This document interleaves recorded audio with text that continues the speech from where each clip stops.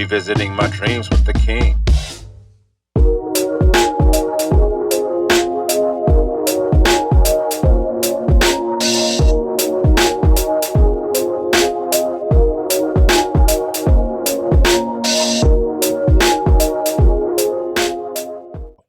I've been great, brother. I've been great, man. Hanging in there. My kids getting older. Doing the daddy thing, man. How about you? Mine, all adults, man. All of them? They all gone out the house? Yeah, I'm empty nesting now. Dang, bro. The last one a sophomore in college, and he's self sufficient right now. He played basketball, so he living NIL, all kind of stuff. Yeah, Dope. he Where's he at? he at Loyola now. He was at USC last year. Okay. USC, he was a freshman last year, so he had Loyola right across it, and still in LA though. Yeah. My oldest son graduated from Loyola Marymount. Oh, okay, Yeah, yeah, yeah. He didn't play sports, of course, but yeah, he went. he hooping there now. That's dope, man. For sure, man. We're gonna go ahead and get into it. We got a lot to talk about, man. I thank you for doing this, Jason. I know you generally pretty reserved, but you got you out there. You got your name is out there. Your stats is out there online. Your history's out there in terms of And we're not gonna get into nothing personal. We're gonna keep it on the sports, but definitely, I'm looking forward to this time. We're gonna talk about how you've traversed through sports and then have some fun with it. Talk a little bit about Vallejo and everything. So hope you enjoyed it. Hope you enjoyed the time with me today, man. Let's do it.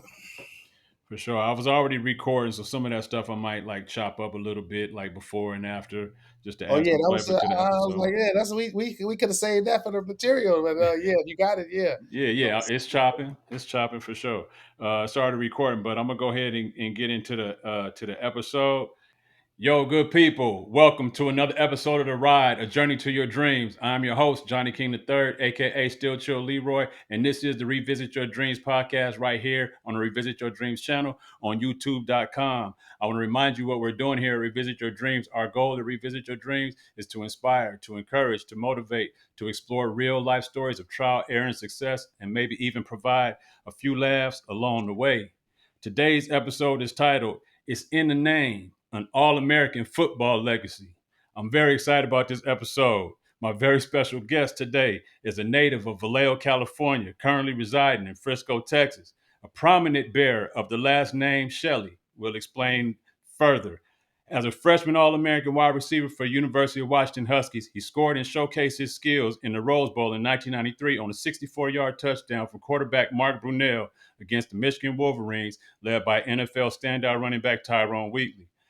After transferring to Central State University in Ohio, he helped lead CSU to an NAIA Division I National Championship in 1995.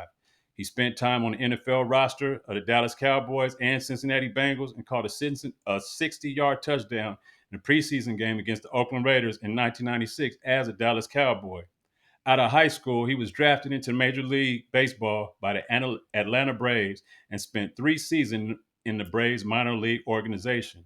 His football talents earned him time in the NFL Europe, the XFL, and Arena Football League, where he recorded back-to-back 1,000-yard, 20-plus touchdown seasons for the Dallas Desperados in 2004 and 2005. He was a Vallejo High School varsity letterman in 4 sports: football, baseball, basketball, and track and field. And in March of 2025, he proudly accepted his well-deserved induction into the Vallejo Sports Hall of Fame that includes athletic greats such as MLB Hall of Famer CC Sabathia, Olympic gold medalist swimmer Natalie Coughlin, NCAA wrestling champion Mark Munoz, and Super Bowl champion running back CJ Anderson, among many other greats. He is a torchbearer for his family's name and is the father, brother, uncle, and cousin to one of America's greatest athletic families. The accolades could just keep running, but we just gonna go ahead and get into the show. Please welcome my very special guest, a former classmate, former teammate, my homeboy from the V, Jason Shelley. Welcome to the show. Appreciate it, Johnny. Right on, man. Appreciate that. That was dope right there, man. You should have did that at the Vallejo Sports Hall of Fame, man. They need to get you up in there to start doing that announcement, man. That was Man, cold right there, man. I appreciate it. For sure, man. Hey, Nice. I know it goes longer than that, bro. I know it goes longer than that. I was a fan of you in high school. As teammates, I didn't play football, but we was on the same track team. But I Yeah. was a fan of you in high school, and kind of followed through college as much as I could. We didn't have the internet back then, so we couldn't tap in as much.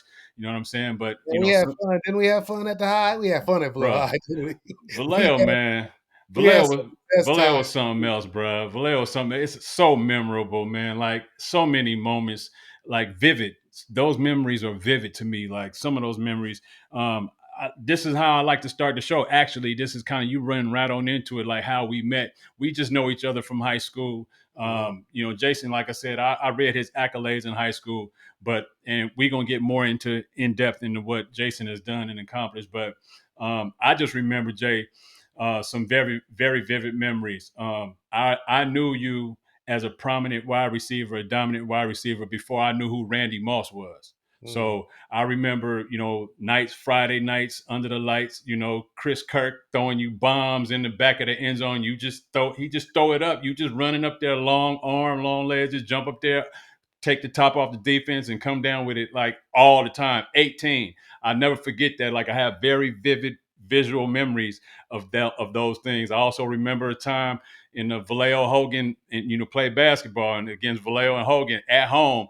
And you was coming across half court and they threw you the outlet pass off the left wing and you just went into the hole. I mean, dunked on everybody and tore the house down, Yeah, man. that's one of the most favorite things I ever did, man. Because basketball was fun, and you remember how them Hogan Vallejo gyms used to be standing room only, and Hell then you might yeah. not get in if you didn't come to the JV game. Remember, Exactly. You it had was to be too there packed. early at the JV It was game. too packed. It was too Yep. packed. So that was one of those things. My boy Fred Walton, Nono would be doing the announcing over the Mm-hmm. microphone. Mm-hmm. Man, well, but it's like football wise in the high coming back. My brother, man, I gotta give my brother all the credit for that because people don't realize my brother Steve had just he had just got let go by the Chargers, but he had Mm-hmm. already played Division I football at Fresno State. Had already been a junior college All American at CC. Mm-hmm. You know what I mean? Then he went to the Chargers. He did some Canada. He came back and he coached me, and he was only like 23 years old. And that was the blessing right there. He gave me. He got me Game. so ready. I was playing. I was athletic and I could run, I could catch, I could do all that stuff. But he had me thinking and seeing the game that I didn't think other people was doing that in high school. Mm-hmm. I think that's the reason why I was able to just walk into college as a freshman 30 plus years ago when everybody redshirted. Yeah. You know what I mean? Yeah. You just usually wasn't physically strong enough to be able to get out. You Mm-hmm. needed that time to develop, get in the weight room. And I needed that time too, but I could play because of my mind, and I was athletic enough to get away Yeah. with it. Yeah. But yeah, my brother And you was Steve had sharp it right. with it. And your brother Steven, yeah, we're gonna give you a more opportunity to talk about him. I had a pleasure of interviewing your sister, your younger sister Shannon, and her husband. A few weeks ago. That episode actually just aired a couple weeks ago. But we were talking about, how like kids reclass down now. If they have a late birthday, and we was like, if Jason, she said, man, just think if Jason would have reclassed back and had a whole nother year in high school, how much more ready and prepared you would have been, going into University of Washington your freshman year. I mean, you were already that dude, but A year it'd older have been a though, whole nother way to think. a full Yeah, a full year older. yeah, stronger, bigger, smarter. Yeah, it would have been a crazy difference. It'd have been Absolutely. crazy. It'd have been Absolutely. crazy, man. Let's get into this, man.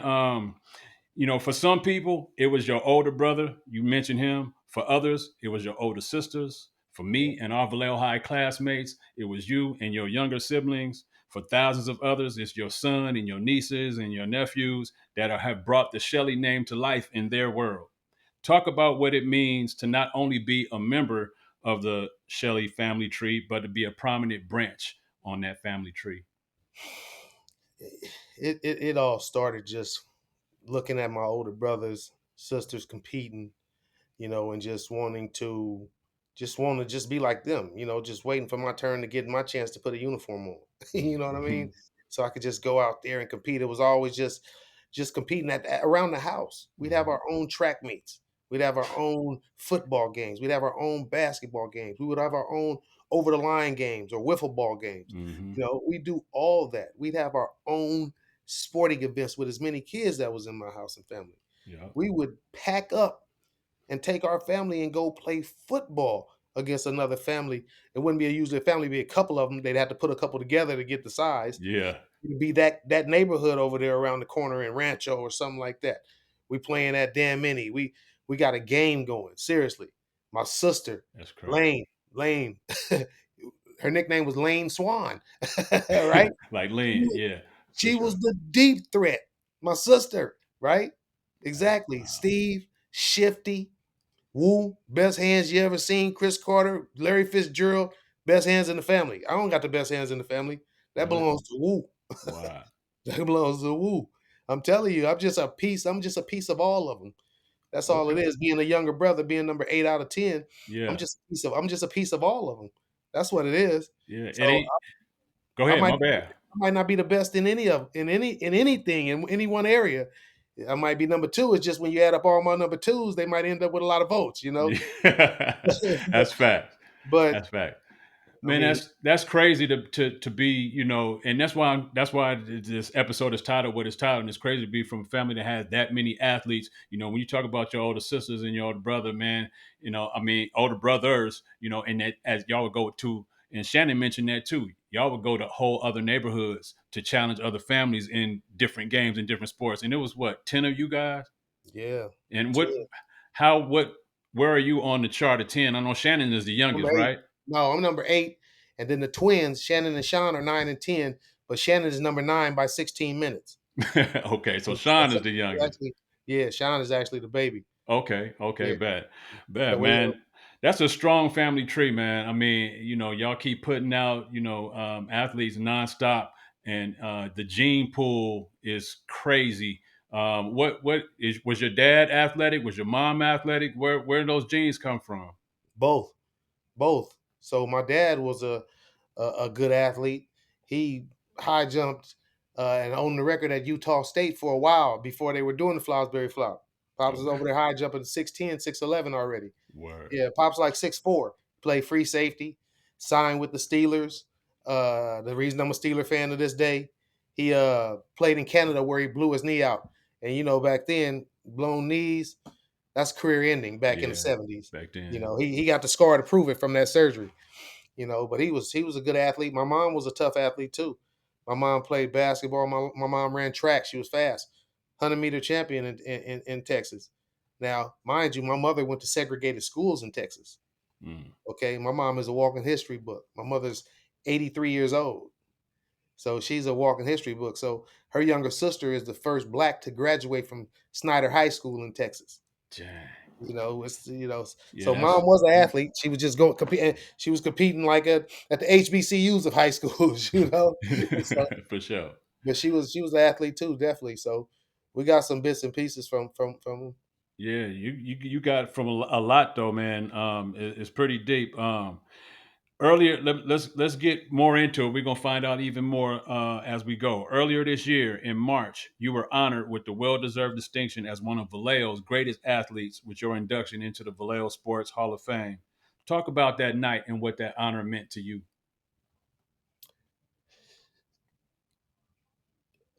It was a good feeling, definitely. Let me say that I felt good. I felt it was an honor to get the recognition from the town I grew up in, town I respect. Loved ones, friends, people still there. Growing up in that community, it meant a lot because of the people I looked up to that Mhm. were inducted to it ahead of me. You know, so it meant a lot to me. It meant a lot for Vallejo to give me the recognition. I wear Vallejo proudly everywhere I go. Anybody, talk to me, they let you know. I tell them I'm from Vallejo, California. Real clean. I let them know it's in the Bay afterwards when they ask, maybe, With but they I think it's in tell Southern Cal. Nah, it's in yeah, Northern. yeah. I'm tell them it's Vallejo though every time, For sure. or they might jump out there with one of the rappers that they know, something like that. Hmm. But yeah, I'm always repping Vallejo. So it was just an honor. It felt good, to be there with some of my people, my siblings, nephew was there, my wife. So it was just an honor. It was a nice night. Friends. I went in with some friends. Went in with Smitty. Went in with John Dog. Hardy. Went in with Ali.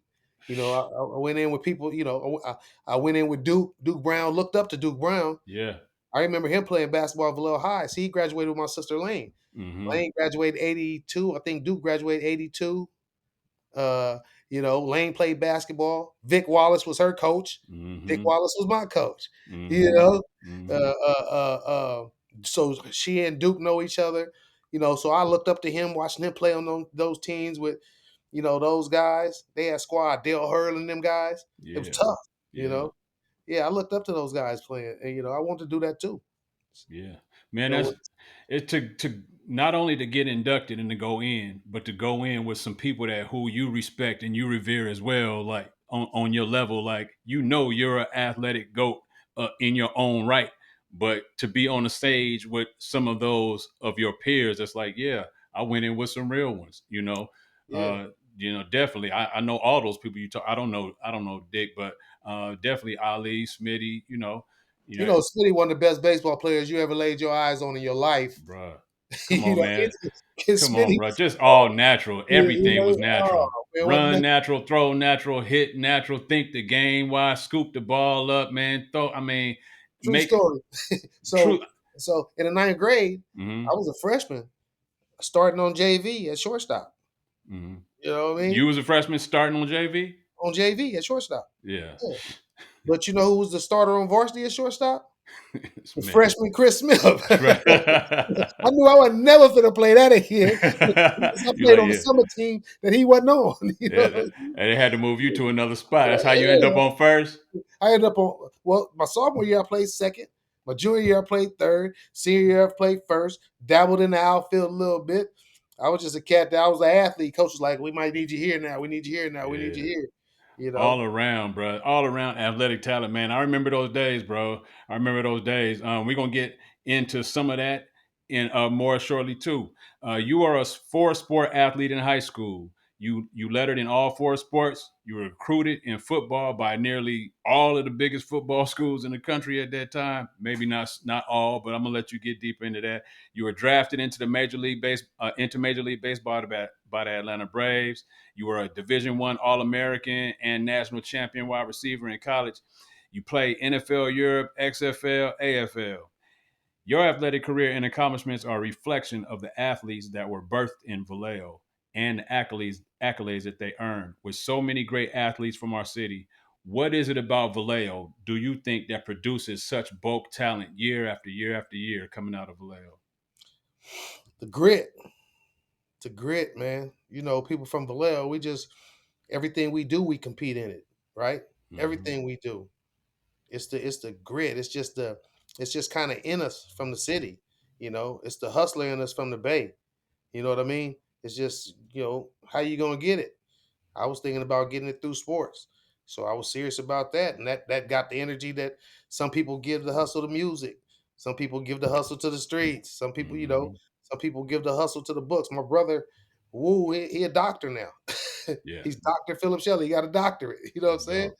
Yeah, Yeah. exactly. But So, but he put it all in. He put all into it though. He yeah, went all in. the kind of time it take to accomplish that, Yeah. you know. So, I think that's what it is about Vallejo. Vallejo is just, you just got to get it how you live, Vallejo, Yeah. Vallejo, California, the itty bitty city. I just think that that's what it is. Ever since, I mean, growing up, you had your tussles in the neighborhood. You tussle at this guy at this school. You got then you end up being friends. hmm This is where it was. You just had to grow up, and it was just always a city where you seem like, you're proving yourself some way. Yeah. One way or another, you're proving yourself. You know, Yeah. It definitely is a proven ground. I had my one of my very first interviews was with Montre Everett, and me my and man. Montre was talking about that same thing. And Mhm. it's you definitely have to. It's such a competitive city. It's a small city. There was two public high schools, one private high school. So if you wanted to make any sports team, no matter what sport it was, you was gonna have to compete. to do it. And you was gonna have to compete against some dogs to do it. You know what I mean? Shoot. I was I telling mean, somebody how we cut. You had to try out for the football team. We was only passed about 38 uniforms. mhm. Here in Texas, they don't cut. If you want to play, they give you a uniform. You're on the team. There's 100 kids on the sideline. I was wondering. I was watching football. I was like, why so many kids? That's how Yeah, they do it. they don't cut. You ain't Okay. gonna never play, but they give you a uniform. You can put it Yeah. on, and these kids live for that. Hmm. Growing up, thinking they got to play football for their high school and everything to run out through the smoke and all that. Yeah. Man, this high school out here crazy. I'm telling you, they built a $60 million stadium to seat 20,000 people. For high school, bro. It's nothing too, and they be filling them. Yeah. For real. Every game. The whole Crazy. town shut down. Everybody at the game. There's a ton of that. Yeah, boy, they ever say you want to rob anybody, don't just wait till Friday night. You can get somewhere. All the police there too. Everybody at the whole town, uh, literally. what 40 say? When he said talking about let a bomb. I forgot that line when he's talking about let a bomb off on the other side of town. Draw the popo attention on the other Yeah. side of town. Let's let off some 203s on the The other side side of down. town. Yeah. Yeah, that's it. That's it right there. We're Let's gonna let pull us shift the change, go to got a shooting shooting range range, again, revenge gonna on get a, a a rebound, rebound, war war games, game, droughts droughts, out. outs, lost clientele, but it will prevail. Yeah, so that's that V right there. That's that V Yeah. love. For sure, man. I think the same thing, man. Vallejo, like I said, is very competitive. And like um I played baseball, JV baseball, ninth grade and 10th grade, right? But I knew I could not compete with y'all on the varsity level. Norm Tanner wasn't going to have me. I didn't compete with you guys as kids. So I didn't start competing with you guys until like ninth grade. And I had some athletic skill, athletic, ability. I took it on the track and, did pretty good at hurdles. But That's what I remember, the hurdler. yeah. I Lou, was Chris Redmond, y'all was mhm. the hurdlers on the team. Yep.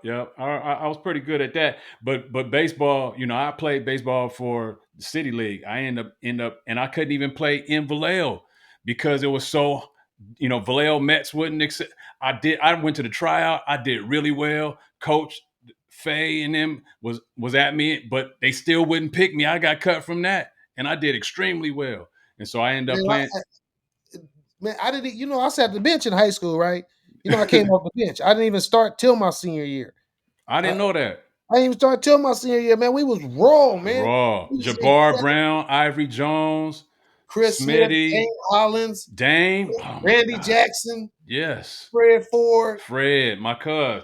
man, Roy was on it. Roy Roy Martin, Martin, Leroy Patrick, Leroy Patrick, Nico Whiteman, Rico. Oh, rest in peace, Rico. Rest in peace. Green Yeah, Eyes. dude. Squad, Look, man. we was East Side. We called ourselves the East Side. We came off the bench. Me, Rico Whiteman, Roy Martin. Mm-hmm. Joel Williams was on that team Joel, too, and Stan Lewis too. They was both on Stanley. that team. But Yep. me, Reek Whiteman, Leroy Patrick, Mm-hmm. Adrian Wilson. Adrian. We was all the East Side. We was off the bench, and we come off the bench and wear you out too. Where you We out? was raw. Y'all was Came raw, off the man. bench and went 2 for 2 in the championship. The whole squad was raw, man. It was fun going to watch those championship games, man. When y'all was competing for the state, man. The whole squad was raw. Vallejo was raw. All right, moving on, bro. Out of all the colleges that recruited you for football, you decided upon University of Washington, Division One PWI on the West Coast. What other? It's a two-part question. What other schools recruited you, and which offer made it difficult for you to choose UW? So, what other schools did recruit you other than UW, and which one of those schools made you say it's between this one and UW?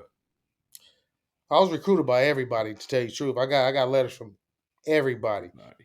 All the West Coast, up the East Coast, the South, the Midwest. I got letters from everybody because at one point I was the number one player in the country. I was rated as athlete. They rated us Sport News, Super Prep, USA Today. They rated us based on your position. But remember, I played offense and defense. I played Mm-hmm. receiver and safety. So Mm-hmm. I was rated as an athlete. So I was rated the number one athlete in the country by them. So and everybody told me I could play whatever position I wanted to, offense or defense, except USC. USC only wanted me as a defensive back. They didn't want me as a receiver, Mm-hmm. you know. But really, my recruiting, my trips were to, at the time. Now this is 1991, so this is some pretty big programs at the time. My first one was to Penn State. Joe Paterno was the coach. Mm-hmm. Second one was to University of Miami. Dennis Erickson was the coach.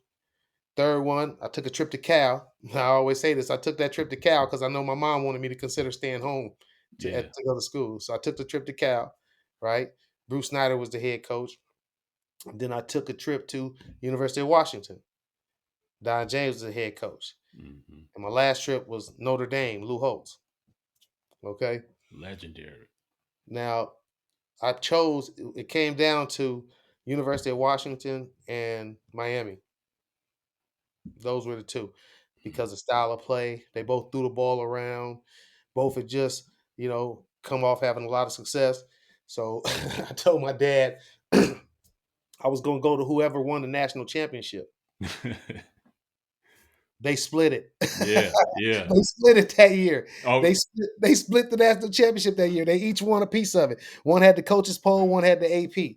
yeah. So I took my trip to Miami, took my trip to UW, and what it really came down to is that Miami's top 4 receivers were coming back, and UW's top 3 receivers were leaving. So you knew that was time for you, some playing time for And they you. sold me with the TV schedule too, because we was on ABC like 9 times my freshman year because we just won a national championship. So I Yeah. was on TV every week if my folks couldn't get up there to Seattle. So it Yeah. was that had a lot to do with it too. And just getting there, the trip, it felt good. And just there was so many people on the team. We was all from California too. Yeah. So You that you felt good too. Man, you played on that squad, and you just mentioned all your teammates on UW was a lot of them were from California, all from California. On that squad too was several NFL players, Mark Brunell, Napoleon Kaufman, who was the tight end. He went to the NFL too. He had all 3 quarterbacks went to the NFL. Mark Brunell, Billy Joe Hobart, and Damon Heward. Yep, I remember all 3 names. Napoleon Kaufman, running back, NFL. Tight end, Mark Bruner, Mark Bruner, that's NFL, with the Steelers for years. for sure. Ernie Conwell with the Rams for years. He That's was what on I was thinking about, Ernie Conwell. Ernie was on that team with us too. There Hmm. was a couple other guys that came a little later after I left, but on that team with us too, offensive lineman like Lincoln Kennedy, first rounder. Right, word, Jeff Garcia, guard that play and center that played for Carolina Panthers for a long time. yeah, Dave Hoffman, linebacker. Uh, uh, um, we had a ton of NFL players on that team for sure. We had some dope, raw man. Yeah, definitely, man. So we talking about the caliber of talent that Jason brought to the football field at University of Washington. They already those names are stud names, common names, household names in the NFL ranks and the college ranks, and he's right among them, shining. As a freshman at University of Washington. Who were the names of the people that were on the University of Miami squad at that time that you might have been playing with? Oh man, them cats was tough. Daryl Spencer, receiver. Kevin Williams, wide receiver, played with the Cowboys for a minute. Warren Sapp. Sad Hall Yeah. of Famer. Gino Torretta. Uh, uh, um, I mean, UW had a ton of NFL players on, Yeah, on there. Them you. receivers and DBs. Is was Horace that was that the years? Was Thomas. those? Yeah, was that before the Ed Reed year or after? No, Ed Reed younger. Ed Reed is in that next group that came in. That group was like the late '80s, early '90s. Okay, Ed Reed was part of that group that was the early 2000s. okay. You know, Man, you had you had the opportunity to play with a lot of great players, and I'm sure you end up playing with more of them as you went on into the NFL Europe and the XFL and some of them in the AFL. But this is a piggyback question off of what we last just asked. So after your experience at UW, you transferred to the Midwest to dominate as a wide receiver at Central State University, where you helped to win a championship. Talk about, and Central State is an HBCU. It is the sole HBCU, the only HBCU in the state of Ohio. Talk about the differences between your experience at a PWI, University of Washington, and HBCU, Central State. Now I got to correct you there though. It's not the sole university, HBCU in Ohio. Okay. Right across the street from Central States, we got Wilberforce University. Okay. Yeah, My that's my HBCU. my Absolutely. bad. I'm gonna My give fault. Wilberforce. Yeah, I'm gonna give Wilberforce their props now. That's our rival over there a little Yeah. bit. So it's CSU all day, but I'm gonna let you know they exist though. Hey, that's mad respect for doing that show for sure. Wilberforce and CSU exist. Both of them are in Wilberforce, Ohio. Absolutely. Bet. Yeah. Okay. What? So talk about the differences between your experience at University of Washington. Just from like a campus standpoint, a lifestyle standpoint, and then going to a HBCU. Yeah, the PWI it felt more business, right? Mm-hmm. HBCU felt more family. You know, the lady in the calf like your auntie. Serving Mm-hmm. you. You professors. Door wide open. Go talk to them at any time. Talk to them about life and experience that they've had and you've had that are so similar. Mm-hmm. You know what I mean? Growing up in certain times and certain eras and just things that we go through as people, right? That's just a different conversation that I can have with that man, Yeah. or that woman, that professor. Not being in the classroom that got 400 people, Mm-hmm. you know, Mm-hmm. 400 people, more intimate settings, it was just, it was just, and it was fun, man. It was seeing so many people that look like me striving and trying to be better and trying to do good and trying to do right things. That was inspiring. Yeah. That was inspiring to see so many of us there like that everywhere you look. Mm-hmm. People teaching me, the people feeding me, the people that's checking me in the library, whatever. Mm-hmm. That was inspiring. But now I had a lot of great experience at the PWI too, because college is college. Yeah, You're for gonna have sure. fun being a young person. You know what I mean? Yeah. You gonna have fun being a young person. Absolutely. A lot of different experience as far as the football went, because of course, coming from a program that has a national championship, got endless monies. We flying, we charter planes. We go right to the plane. We don't even go through the airport. We go right to the plane. Mm-hmm. Get on it. It's just us on there and the people that travel with us. Police escorts to the game and hotels. It's big time. It's Yeah. really big time. Then you go to HBCU and we taking a bus everywhere. Whole different experience. We taking a bus everywhere. We're not staying in the same type of hotels. Our pregame meal look a little different. Our weight room is different. Mm-hmm. You know, How you did know, you how did you how did you adapt to that? Did you find that challenging to adapt to, or did you just kind of say it is what it is? I'm gonna get it out the mud here. I'm from Vallejo, man. The grit, the grind. This is what I got to work with. This is what I'm using. Yup. You know what I mean? It might have been fancy. I'll give you a perfect example. You remember watching Rocky Four, Mm-hmm. right? Rocky Four. You remember Drago had all the updated equipment.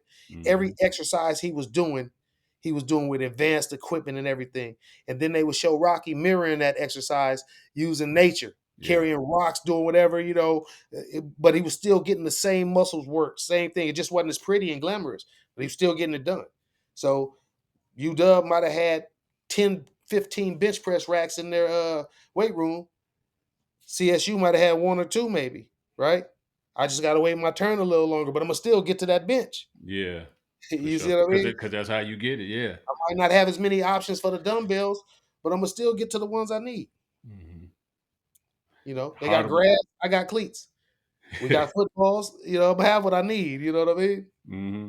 Yeah. That's dope, man. Heart of a champion, man, and straight, heart of Vallejo. Like you gonna make it happen no matter what, And the goal is the goal, no matter what the circumstances are. The goal is still the goal. Everybody's path is different. Yeah, and man, and with that, like you've had an interesting path because you've been through several different layers of the sport of football, from high school all the way to in different leagues, in different divisions, in different styles of play, from arena to XFL, different rules, and at the end of the day, an athlete is an athlete, a football player is a football player, a really good one is going to be able to succeed everywhere he goes. So I can see how, did you find it the competition at UW in, playing against, Michigan and those types? How did you find the competition different when you went to Central State? And I'll say this. I'll say this. The difference is the linemen, offense and defensive linemen. It's a different type of resource that they need to be able to succeed, as opposed to me, a wide receiver. I need less. The big guys need different type of equipment, lift a different type of way, nutrition a different type of way. Coaching at the offensive line is tougher than coaching a wide receiver, a skill guy. I can get away with him just being just athletic, but a lineman is going to rely way more on technique, Yeah. right? So those things matter. Because when I got to Central State, our receivers, DBs, they was just as good as the ones at Washington, if not better. For Yeah. real. Yeah. Our quarterback at Central State could have played at Washington. Yeah. You know what I'm saying? He could have. No question. No question. But the thing is the line. Now, I might have had one or two linemen that could have played at Washington with me, but, it's 5 in one group. Yeah. Then Yeah. some people go down and stuff like that too, Yeah. you know? Size, not some of them are smaller. You don't A get to little, recruit the bigger kids. right. The Yeah. same thing as basketball, Yeah. Duke is going to get the kid that's going to be 6'7", 6'8" to play his guard, where, the HBCU probably going to get a guy that's 6'2" to play guard. Yeah. Yeah. You see what I'm saying? Yeah. It's just, and it's just the resources and the things that they can provide that financially the HBCUs can't. You know what I Same mean? thing with the coaches. Like coaching is, you said coaching is a very prominent part of it, but if the HBCUs can't pay the coaches to come to Central State, when that coach can go to Miami or UW or somewhere else and get, You yeah, giving Deion Sanders $500,000 a year at Jackson State, and Colorado could add a zero. You yeah, see what I'm saying? or two if they wanted to. Yeah, Right. Yeah, and which they did because they gave him a multi-year deal worth up to about 50 million. You see yeah, what I'm saying? So it's and you can't really blame a person for that, yeah. you But know. still, y'all still was able to take, to turn that into a championship, no matter Oh, what. we had Like, squad. yeah, We had squad. We didn't even really play any NAIA teams until we got to the playoffs. We was playing 1AA teams, Division II teams. I mean, we hmm was playing like Grambling. Them that's 1AAs. They yeah, play D1 schools in the preseason. We was hmm playing against them, and we was smacking people around, smacking people. We had a tough team, but we had a bunch of guys that had transferred from Division I program. My okay, boy was playing corner for us. He live out here now in Texas too. He from Richmond. He went to USC first, then he came to Central. We hmm had a defensive end that went to East Carolina, then came to us. We had a kid that went to Jacksonville State, then came to us. Our quarterback went to Ohio University in Athens, the green and white team. yeah, yeah. He went there. He went there before he came to us. You know what I mean? So we So had some. did y'all find did y'all find some camaraderie together in the fact that you guys all went to other schools and transferred in? You guys were talented at other schools and transferred in. Did y'all find like, okay, we could really do something here with this group? Yeah, no question. We knew we came in. We knew we had some players. We Hmm knew we had some players. It was just a matter of putting it together and staying together. So, Yeah. but we knew we had some players. We knew we had some people that could go. You Have know. any of those guys made it to the league or made it to other football ranks beyond college level? Oh yeah. For my DB from that team, D Brown, he got drafted by the Eagles. He played some there. Played in the Arena League. My buddy from SC, he played a little Arena League. AJ Johnson, the wide receiver opposite of me, he played against me in NFL Europe. He also played for the Jets a couple years. Um, who else on the team that did something? My boy Theodis Regans played corner. He played in the Arena League too. Yep. Yes, we had a few. We had a few that did something. Squad, man. Squad. All right, man. You already I was going to ask you this question about, your family, being from such a large family, and some of the things you may have taken from your older siblings or even your younger siblings, but we got into that earlier into the show, so I'm going to push past that one and on into the next one. Rashawn Salam. For some of you watching, that name might ring a bell. Prior to last year's Heisman Trophy honor going to Travis Hunter, Rashawn Salam, who is Jason's cousin, was the first Heisman Trophy winner in Colorado University's football history. Um, there's a really prominent picture of you and your brother sitting next to Rashawn with, I think is your brother, and he's holding the Heisman Trophy. That's Steve. Um, yeah, man. Talk about the impact of Rashawn's accomplishment that his accomplishment had on you, and now how many years later, what that accomplishment means to you. Well, I mean, I hold it in a high regard. It's an incredible honor. I was so proud of him being able to achieve that. It's not really something that he ever wanted or ever really looked forward to like that.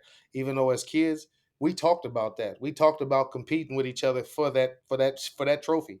We Wow, actually absolutely did. We talked about it, that's but crazy. I don't think it ever really seemed like it was anything real to him till it was actually happening. You see Okay. what I mean? Mm-hmm. But I always felt like it was real for Like me, you for could him. possibly, yeah. Yeah, for me and him. I thought we were both those type of guys, Mm-hmm. you know. And again, call me bullish or whatever, but my brother was gassing me like that. He was gassing us both like that. Mm-hmm. My brother Steve, like y'all could do this. Y'all can. Yeah. I mean, he told me a lot. He told me when he came back to coach me before my junior year. He told me that I was going to be able to go to any college I wanted to. That I'd be one of the top football players in the country. I did not believe him. I'm like, Until I look up to you. You went to junior college, then got your scholarship. My brother Wu, you went to junior college, then got your scholarship. My dad, you went to junior college, then got your scholarship. First cousin, junior college, then got your scholarship. That's what I'm gonna do. That's what we do from Vallejo. That's what I thought. mm-hmm. CJ Anderson went to junior college, then got a scholarship. Mm-hmm. A lot of places pass over Vallejo because sometimes they don't want to take a chance on our kids because they think we're a little rough around the edges. You know what I Right, mean? right. So we go to a JUCO, prove it for 2 years, then we go get it. Mm-hmm. So I just thought that was what I was going to do. My brother was like, "How you grades, Jason?" I said, "Great."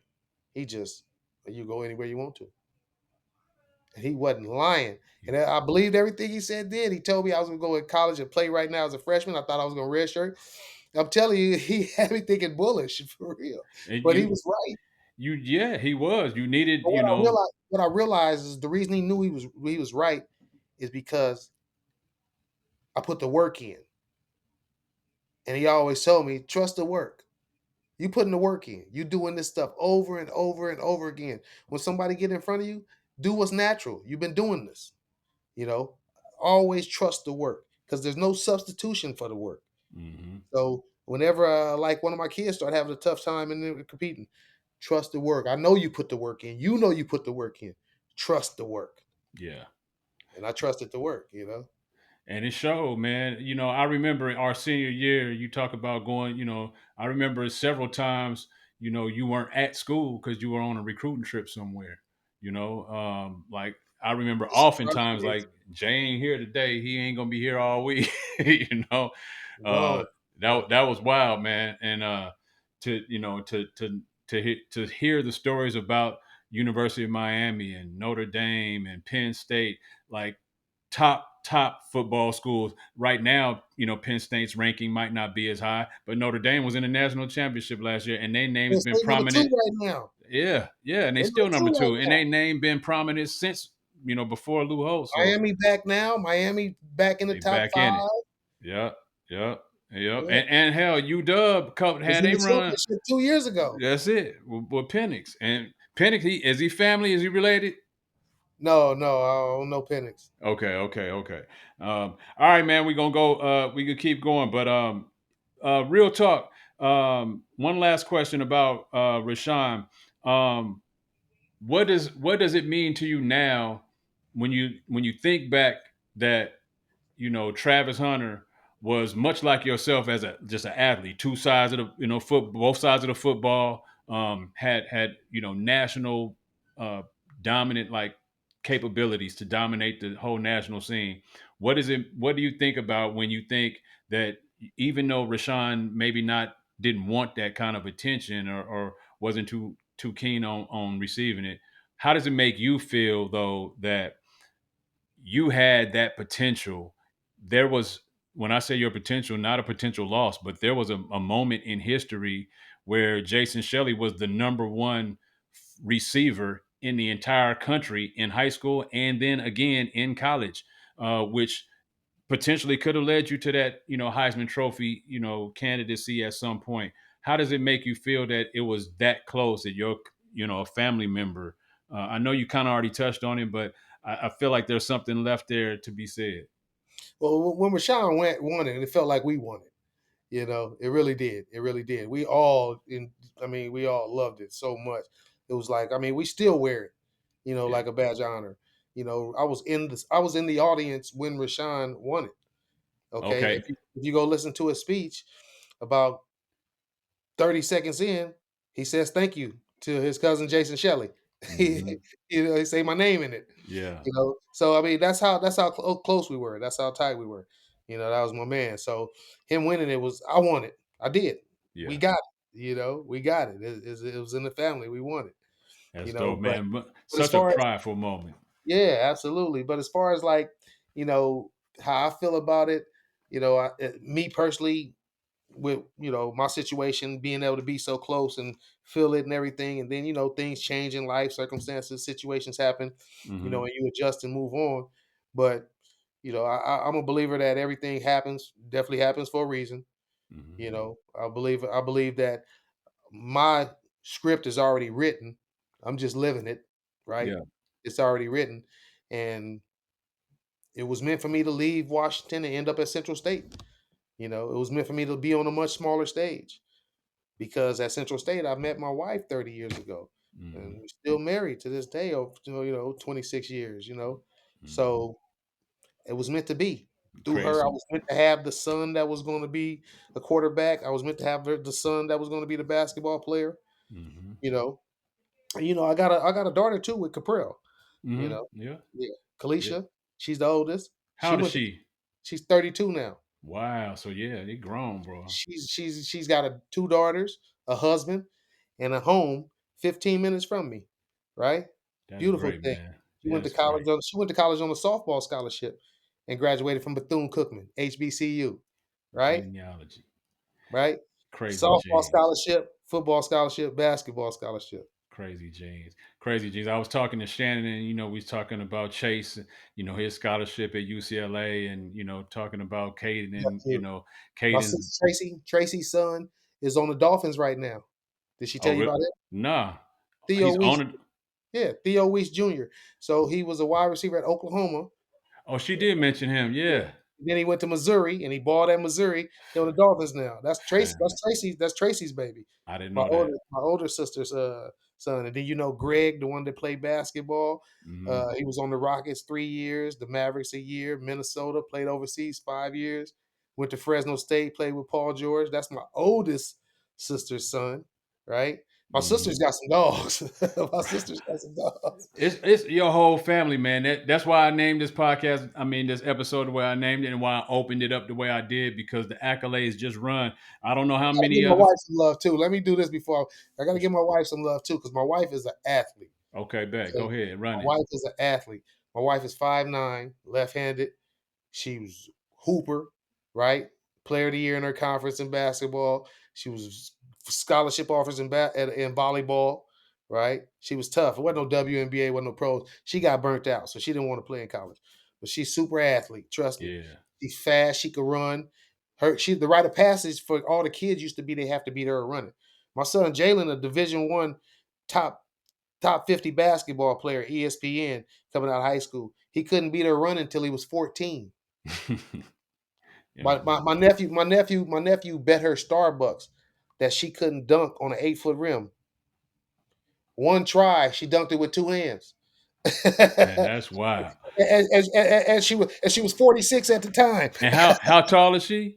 5'9". 5'9", bro. Trust me, Just crazy she's genes, a tough man.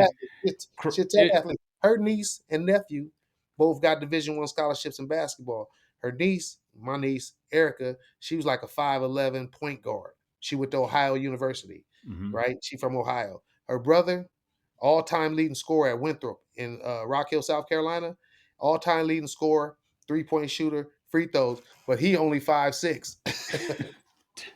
Muzzy Bogues out there killing them. Incredible. D1 basketball player. He was raw, played in the EYBL and everything. It's too many. It's too many genes, man. I won't say too many. Them genes is packed.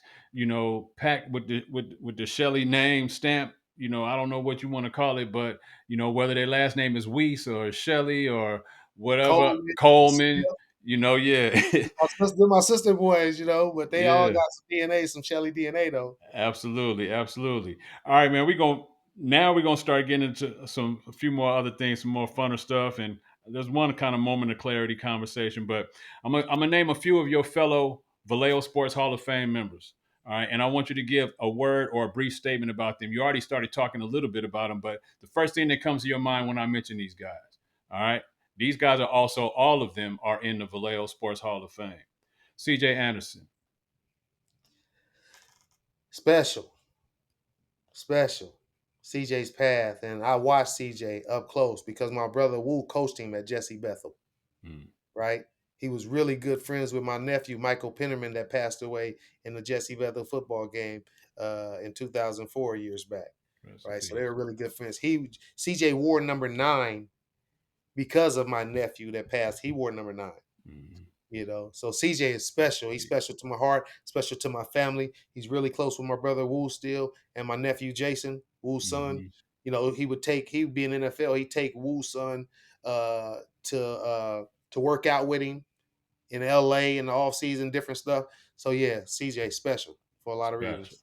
Dope. I was listening to Shaman Walton's new podcast called 100% Real Podcast. He interviewed CJ, and CJ was talking about, training at your brother's house, and stuff like that, and how, your brothers gamed him up just like your brothers gamed you up before you went to UW. They gamed him up. So when he was talking about how he went to Cal, he knew all the lingo, he knew the language, he knew this and that. Some of the other players didn't know what was what. So that's dope, man. That's dope. All right, Damon Hollins. That's my brother, man. I love Dave What Dirty. up, Dame? I still talk to him every time they come out here. I went to go see. I seen him in Kansas City. That's my brother, man. Dame. I love Dame, man. Dame Sure. was one of the rawest baseball players ever. He could hit for power. He had speed. He had an arm like no other. He still got the best arm I ever seen. Bruh. Still got the best arm Cannon. I ever seen. Hell Right, yeah. right. Yeah. Cannon. Okay, and Dirty was always underrated, Mm-hmm. but didn't care about none of that. He was cold and he knew it. But that's Mm-hmm. my guy, man. I love Dame. Dame is my brother. You hear me? Dame is my brother. That is truly my brother. Me and Dame got drafted by the Braves together. We went out to Florida the day after graduation. We graduated June 16th, 1992. Mm-hmm. And we went to Florida June 17th, 1992. Me and Dame That's together wild, boy. on our mission together the next day. That's We did dope. that for a couple years, and we just always been tight, man. We always been Yeah. tight. Shout out to Damon Hollins, man. One of the most I won't say underrated, but underspoken, athletes out of Vallejo. Still in the major leagues right now, coaching. I think he Yeah. say with Kansas City right now, Royals, right? first base coach for the Royals. First base Yep, coach for the first Royals. base coach. He was Dane was I think 1 month he won like rookie of the year when he was with the Marlins, wasn't it? Yeah, he was raking. Yeah, Rookie of the yeah, season, rookie of yeah. the month or AL something Rookie like of the that. Month. Yeah, AL AL Rookie rookie of the of the Month. month. Hit Yeah, Randy he was Johnson out. raking, bro, Hit stealing, Randy hit, Johnson out a couple times. bruh. He was stealing, hitting bases. I mean, hitting home runs, stealing bases. I was like, man, Dame out there Dame doing his wasn't thing. dirty. Dame was playing when everybody was juicing. Yeah, Imagine, and I hate to say it, he but just Dame, clean.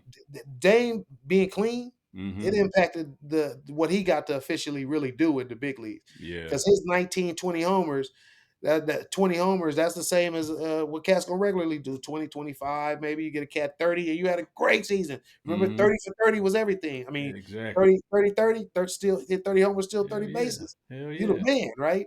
Mm-hmm. 30 And hit he 20 jacks. If he was juicing, he would hit 40. exactly he had to that 12 in that 1 month. He was Yeah, killing. you know what I mean? He was So killing.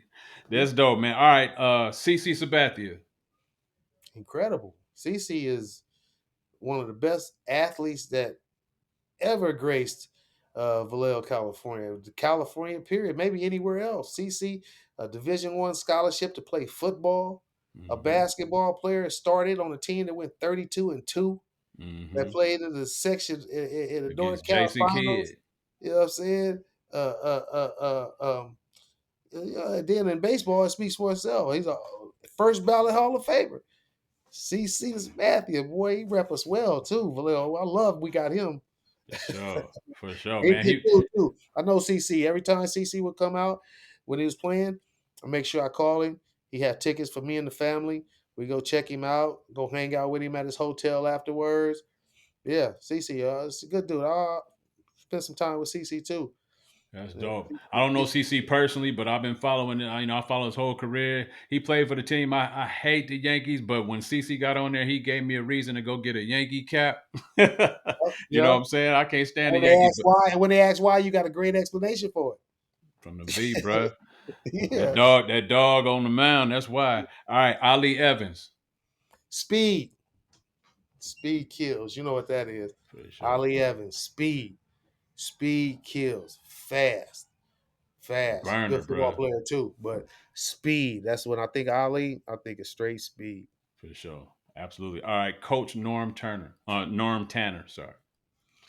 Damn. Norm. I was with him for a long time. We had some good teams with Coach Tanner. You know, he was I thought he was a strict coach. And then when he got us as a group, you know, we was all so fun and laid back and winning so much. I think we relaxed him a little bit because Yeah. Tanner got cooler as we got older together on the teams over there. Yeah. But Tanner, solid baseball coach. He knew his stuff. You know, he knew his stuff. Yeah. He knew his stuff. For sure. Definitely. All right, Smitty, Chris Smith. Oh yeah, you know we talked about Smitty. Smitty, one of the best athletes out there too. Smitty was so raw in football. People don't even know. Mm-hmm. Um, at one point, me and Chris Smith was the only two people that the University of Miami was recruiting from California for football. Word. I didn't know Yep. he got. Yeah, that's dope. Chris Smith got all he was getting a gang of letters for football. Smitty was incredible. He played varsity with me in the 10th grade. Mm-hmm. He was raw. He showed up late to that because he was starting on the 16 and under team, U.S. national team at shortstop. They was playing in Japan in the Tokyo Dome. So Mm. he got there late our sophomore year, but he came right in starting, running back, outside backer. And then when my brother came to coach us that next year, we moved Smitty to corner, and he played running back and corner, and he was incredible his junior year. And Mm-hmm. then his senior year, you know, he had a couple little nicks, but he still balled out. But you know, we Mm-hmm. always knew baseball was going to be his thing. He's still the best shortstop, probably the best baseball player, natural talent, gift, abilities that I ever seen. Yeah, yeah. I think Smitty, if things had worked out where his career lasted in a major leagues, to like the length that maybe like CC's did, he'd be right up there with them Hall of Fame conversations too. He was that kind of talent. Smitty could play any position. He could do anything on the baseball field. He could pitch. Yeah. He could. We needed him to pitch in the playoffs going through the losers bracket the year we won the championship. Mm-hmm. Smitty threw like a two-hitter against somebody, shooting. I mean, just Right. incredible. You know, he could play any position. You know, and the swing was so sweet. The swing was so smooth. It's batting Man, stand, hit for power, hit for average, man. steal bases, put balls in the gaps, like place the ball wherever he wanted to, whenever he wanted to. Smitty was cold. Smitty was cold. I wasn't even half the baseball player Smitty was. I That's wasn't even half the baseball that's player he was. crazy. Coach Vic Wallace. Oh, it's my guy, Vic. We go back. Vic coached my sister and coached me. Vic used to be hard on me too. Vic used to be hard on me too. But I think Vic used to be hard on me because he saw something in me though. Mm-hmm. You know, he saw something in me though. Mm-hmm. You know, he used to talk. Vic used to talk to me about hanging with certain people and not hanging with certain people. That's how you know he saw something in me. Yeah. Keep Yeah, your nose clean, bro. yeah. Yeah. Vic always been solid. He ain't never been afraid to tell me the truth. He been like that with all. He like that with all of us coming up. Vic Mm-hmm. will tell you the truth. You know what I mean? He hold you accountable. He's always been Mm-hmm. like that. You know, he always been like a father figure type or uncle type to me coming up. Mm-hmm. You know, knew him for years. He used to see me at my sister's games running around as a little dude, so he knew who I was. So he knowing my older siblings and them like that. Of course, he gonna get on me. You know, and he gonna stay Mm-hmm. on me, make sure I act right. So I always got that kind of respect and love for Vic Wallace. I mean, yeah, Vic Wallace. Vic Wallace, yeah, he gonna keep it 100, like you said, and he gonna keep it straight. I tried out for Vic Wallace's basketball team in 8th grade, 9th grade, 10th grade, 11th grade. and I got cut every time. I used to go to the, I used to put the, he used to have the tryouts, and then he put the Yeah. list on the plunge At at the the plunge plunge. on the window. Yeah, Yeah. Pops dropped me off. I walked up to the window, Damn. cut again. Hey, but that's what I remember about Vic Wallace. But he was 100. Like every time I went back to him, Coach, what am I not doing? What do I need to work on? That's And what we he, used to do, though. We used to do that, though. Look, you say, man, going off of football, we going off of basketball, we do everything. Mhm. Nowadays a lot of these kids doing one thing, doing it year round. Man, we used to try to do everything. We wanted a uniform every season, didn't we? every season. It don't matter if we had the skills or not. I'm trying out. Yeah, I'm I'm going trying out out for there. basketball. I'm trying out.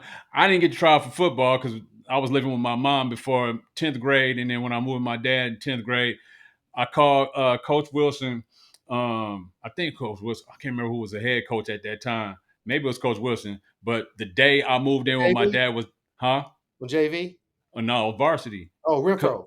Renfro, okay, yeah. So Renfro, that's right. Renfro was coach. So the day I moved in, it was 10th into going into 10th grade. It was the last day of the tryout. They had a 2-day tryout. It was the last day of the tryout. And so we was late and he wouldn't let me try out. And then Yo, was serious about that. by that time, I'm like, you know what? 11th grade, 12th grade, I know I'm not gonna play. I know I'm not gonna start. I'm not gonna be no practice dummy. These dudes is dogs. I'm just gonna stick to track and baseball for the city.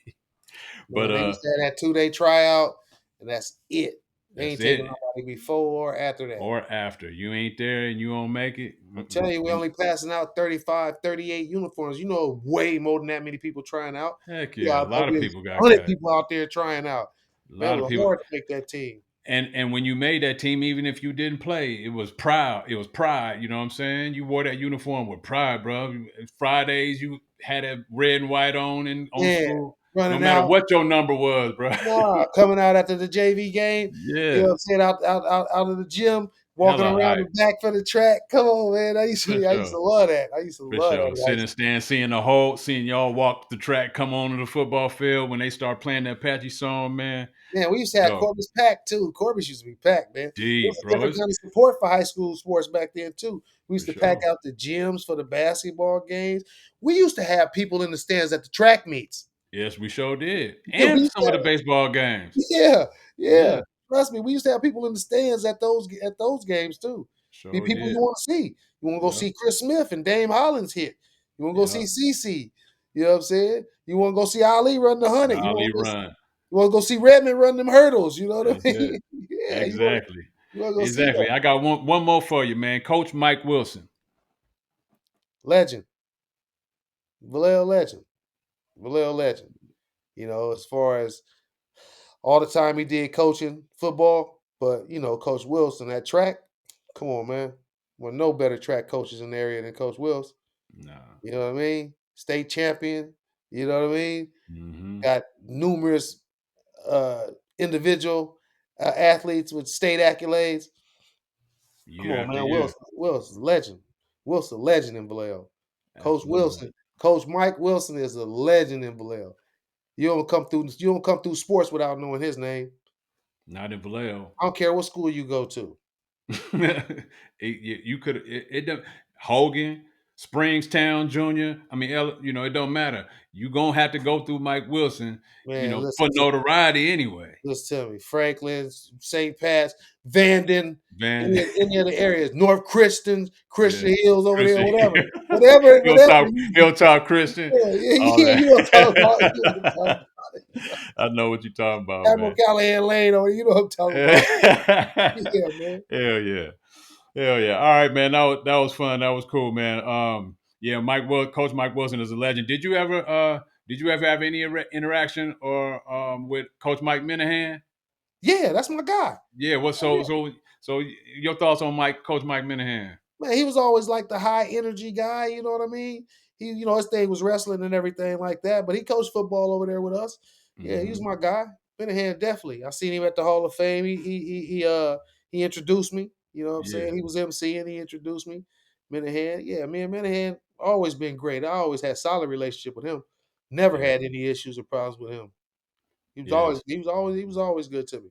Always solid. Me too. Likewise. And I just interviewed Minahan a couple weeks ago, so his episode will be up soon. But yeah, Coach Minahan's cool, man. All right, man. Time for a moment of clarity.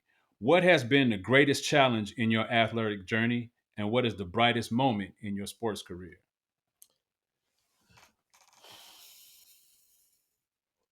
Say it one more time. What has been the greatest Greatest challenge in your challenge athletic journey, and and the brightest moment in your moment. career? Greatest challenge, brightest moment. Greatest challenge, brightest moment. Greatest challenge was probably greatest challenge was probably being cut for the first time. Because it's a moment there where you just say, well, maybe I'm not good enough. Maybe it's not for me. Um, am I going to ever get another chance to do it again? You know, because and I had a moment there, and and it was really tough. It was tough being let go for the first time. That was hard because you've been on every team you ever tried out for. You know what I Mhm. mean? They You've been on calling you. yeah, any team you ever tried out for, right? So to be let go for the first time, that was really challenging. But I think I shook it off pretty quick and just got back to grinding and being ready for the next opportunity because that's all you could do. Hmm. And I still have, so I ended up playing about 12 years though, so Hmm. kept grinding. Your career showed that you were able to shake it off and you also keep moving to different levels, level after level after level, league after league, and still compete, be very competitive in there. What has been your brightest Brightest and moment in your the career? brightest moment, um, and I don't even know if the brightest moment was about me though. You know what I mean? I don't Hmm. even know that the brightest moment was about me.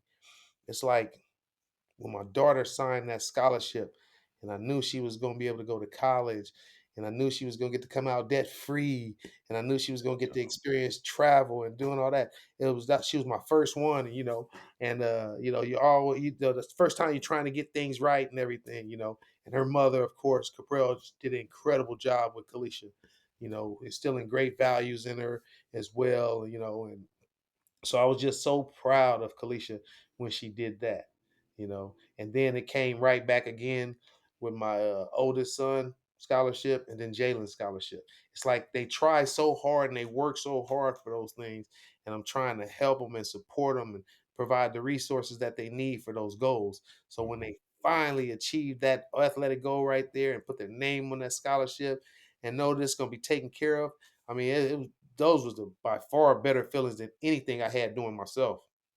Yeah, as a parent, Oh, man, by far, man. By far, man. You kids, man, you had to find purpose in that. yeah. Purpose, reason to be here, reason to strive, reason to keep working, even when you got tough times, even when you're down. You know, kids, man, never want them to ever, suffer or understand anything tough, pain Hmm. wise. They need to go through some hardships. They need some tough stuff. You got to build some calluses so that Hmm. you don't get shocked when you get into the world and become an adult. Right. But yeah, those things right there, those by far the brightest athletic moments that I've been involved with. Yeah, dope, amazing. Yeah, to and you've had so many like sparkling moments in your career to top it off with all three of your children. Kind of I won't say reaching the same heights, but traveling some of the same pathways and earning the same distinctions and doing it for themselves and on their own. You're supporting them, but for you to be able to sit back and say, "Man, that's my seed. That is my genes. That's my DNA. That's a reflection of me. That's a reflection of me and their mother, my wife." That's great, man. That's to be able to look back at that and then hopefully as their journey continues, you can continue to support them. I heard you have, you're on the way to having, some nieces and nephews that potentially can do the same thing, you Yeah. know, and I don't even see it stopping. I won't be surprised if, 15 years from now, 20 years from now, you got some grandkids, Shelley's out there doing the I, same I thing. got 3 granddaughters right now. One is 5 and 2 are 2. So, Okay, so they be I on the got lookout. little girls right now, little granddaughters. Yeah. My wife has been incredible too, Hmm. like I always tell people, my wife, you know, it's not easy being the wife of an athlete, you know. She holds us down. She held this thing down. She holds us down. She's always been solid. You know what I mean? I met her in college and I told her I was gonna marry her. No joke. I went home, met her family and everything. She was going to pick up her graduation gift from college and stuff. I rolled to the hometown with her. First time I saw, she didn't play sports in college. Remember? Hmm. And I'm Hmm. in this room looking at trophies. 4 years of varsity, Oh, 1,000 points scored. This varsity. 4 years of varsity. Pops put on tape. I'm watching her kill. I'm watching her hoop. you Right was after that, I told her, I said, I'm gonna marry you and you're gonna give me some sons. That's what I told her. I'm gonna marry you and you're gonna give me some sons. And she gave me 2. that's And dope. she incredible too, man. She's super competitive. So we fit Yeah, together just like that. I'm competitive. She's competitive. All our kids are competitive. She's a go-getter. She's so resourceful. She is she's special lady. yeah, She's been instrumental in this thing. Like I said, it's tough being the wife of an athlete. You know, your husband is gone a lot of times. mhm, He's training. Because to be an elite athlete, you got to be selfish. yeah, yep. Be selfish with your time. Hmm. You know what I mean? And your body and Exactly. everything, your mind, your Exactly. communication. In season when things ain't going well and I'm frustrated and everything, try not to have that stuff, fall over into your home life. But how you gonna help it? You're a human being. If you Hmm. mad about your whole day at work, you're liable to come home still mad. You know what I mean? Hmm. So, It's so always good to have somebody like that in your corner, man, when that supports you and they know you. They know when you need your space. They know when you need your time. You know what I mean? Mhm. Yep, for That's sure. dope, Jay. All right. We're gonna get into a couple fun things and then we're gonna end it. But this has been a fun conversation, man. I could talk to you for forever because sports is a huge thing and we share the same background. So all right, so you were raised in the Bay, in Vallejo, to be exact. You went to school in Ohio, and you played for several different schools. You played in several different places, uh, and for several years you played in Dallas, and you still live in Texas today. So we're gonna play a game of Who Got It. All right. Who got it? Not everybody has watching this episode has been to Dallas. Not everybody or Texas. Not everybody watching this episode has been to Ohio. Not everybody watching this episode has been to the Bay. So whoever's watching, somebody might get some insights, from watching what you got to say right now. So I got 5 questions for you. All right. Who got it? The Bay, the whole state of Ohio, or the whole state of Texas? All right. So those are your options: the Bay, Ohio, or Texas. Who got the best food? The Bay. No, okay. The Bay, the Bay, the Bay, the Bay, and the Bay. You say you got For 5. No, I'm just messing with you. Go ahead. Go sure, ahead, for Johnny. sure. Go ahead, Johnny. Go ahead, Johnny. Let's food, I right? got you. Best food. Who got the best food? The Bay, Ohio, or Texas? Oh man. It kind of depends on what you're looking for. You see what I'm saying? Kind of depend on Mm-hmm. what you're looking for. But I love Mexican food. Mm-hmm. I love Mexican food, right? And I think there's no better Me Mexican too. food than in California, right? Texas got a lot of Tex-Mex, so it's a little different. So Mm-hmm. with saying that, I'm gonna say California I'm with you on that. The because I best. can still, I can still get everything because we got so many mixes and ethnic groups and races, and you know what I'm saying. I can go get Mm-hmm. some lumpia if I want to. You know what I'm saying. I can go get Mm-hmm. some double chicken. You know what I'm saying. I can go get, whatever, some soul food if I want to. You know what I'm saying. Yep. Because everybody from California got family that moved from the South. You know, Mm-hmm. so yeah, So very, so I'm gonna say very, di- I'm gonna have to very say, I'm gonna have to say the hometown, the hometown, the Bay. For sure, I agree, man. Very diverse. Lot you can get anything. Mexican is my favorite as well. Authentic Mexican. I tell people the same Yeah, thing. Tex-Mex is not the same as authentic Mexican, and yeah. Taco Bell is not authentic Mexican. Oh no, I don't even eat that. That's taco hell. Yeah, exactly, exactly. All right, who got it? The Bay, Ohio or Texas? Who got the best weather? I already know the answer Boy, stop. to that. I want you to brag on the Bay Now, weather for a moment. I will say, some you could be in some spots of the Bay and it be cold because we right on the water, but there's Hmm. some spots of the Bay that's perfect. Now, the thing about Texas is that it could be brutally hot, and it can also get to the point where it freezes, ice and snow. Right Extreme. where I live in Dallas. Yeah. In Ohio, we know they got extremes. And I'm not Hmm. an extreme guy. I don't need for it to be too hot or too cold. Keep me somewhere in between. If I ain't never got to own a real winter coat, I'm fine with that. Bet. Right. And I could also live with wearing shorts and a t-shirt during the day. Then when the sun go down at night, I could put on a sweatshirt. I'm okay with that too. So Hmm. best weather, boy, stop. Golden State. I already knew the answer to that one, man. You talking about if you can be somewhere where you don't have to wear or own a coat. When I went to TSU, man, freshman year, all I had was a little starter jacket, bro. I had a little California Angel starter jacket, and man, that first winter hit, I called home. I was like, "Pops, I need a coat." Like, you got a coat? I was No, I like, don't. "Nah, I got I a don't got. jacket. I got a jacket. I need a I coat. need a I need coat. a coat." I need a coat. Yeah, for sure. All right, man. The Bay, Ohio, or Texas? Who was the most diverse? The Bay. Easy. That's easy. That's easy. We got so much mixing, so much everything going on out there, Hmm. and it's a lot of it got to do with location. We right on the water. Hmm. So if you come to the United States from anywhere, you either gonna come to the West Coast first, or you're gonna come to the East Coast first before you got to filter into the middle of the country and all that other stuff. Hmm. East Coast gonna have a bunch of Europeans, Caribbean people, stuff like that. West Coast, we're gonna have a bunch. We're gonna have all the Asian stuff: Hmm. Japan, Filipino, China, Vietnamese, Korean. We're gonna have all that. We'll have all the Polynesian stuff, Tongan, Samoan, all that. We're gonna have the Hmm. Mexican stuff too, and then we're gonna have the people that came to the East Coast first, like my boy, he from Trinidad. Just stop there, just till they get to the West. Yeah, For the weather. You know, for the weather. so yeah. Palm trees, clear blue skies, We 75.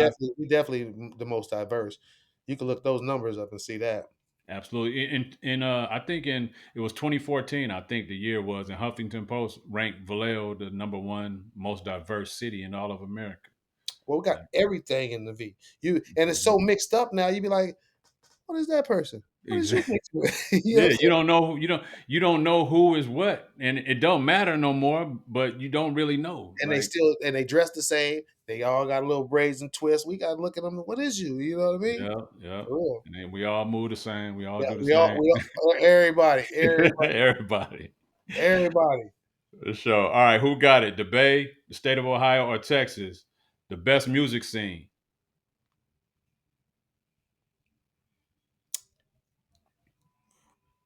It's easy, man. Best music scene?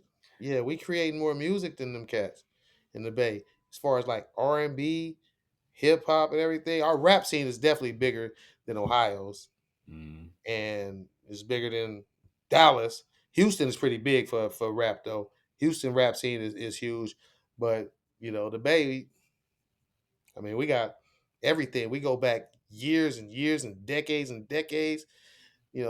The Bay, Santana, Sly and the Family Stone, Come On Back, In Vogue, Tony, to today, her. You yeah. know what I'm saying? All the hip hop through the Bay, Too Short, 40, Dre, San Quid, everybody, Mac Mall. Hmm. I mean, I can name numerous out of Lil Doobie. You Hell know, yeah. we got all kind of Keek the Sneaks. You know what I'm saying? We got all kind of stuff out the Bay as far as hip hop go and R&B. That's what they don't understand. We got all that too. Hella Yeah, R&B. Texas don't got that. Keisha Now Ohio, Cole, Keisha Cole. You know what I'm saying? Now In Vogue. Ohio got some more back in the day with, you know, the Dayton sound with Roger Troutman and Ohio players and all that other type of stuff. Hmm. Cleveland, they got Levert and them, but that's all a little bit older. Hmm. We had stuff back then and we still got a bunch of current stuff too now.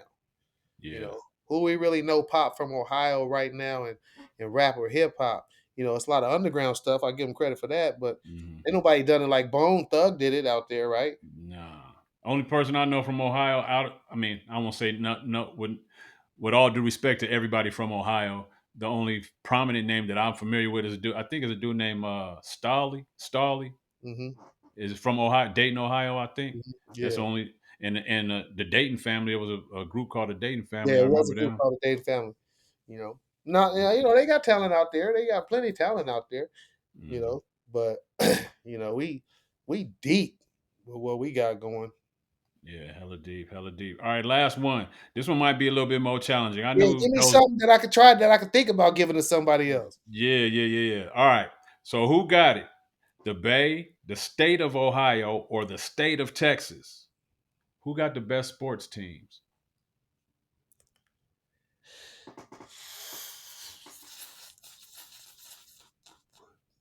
And we talking about whatever category you want to put it in. If you want to include colleges, if you want to include pros of all different pros, who got the best sports teams? That's a big. Ohio is deep. Ohio, you talking about Ohio State? That's where You know, they do it at. you talking After about that, Cleveland Cavs? and then they got the one. LeBron gave them that. You got the But that's Browns, where we stop at. The Browns is trash. Cleveland Guardians. My wife is a Browns fan.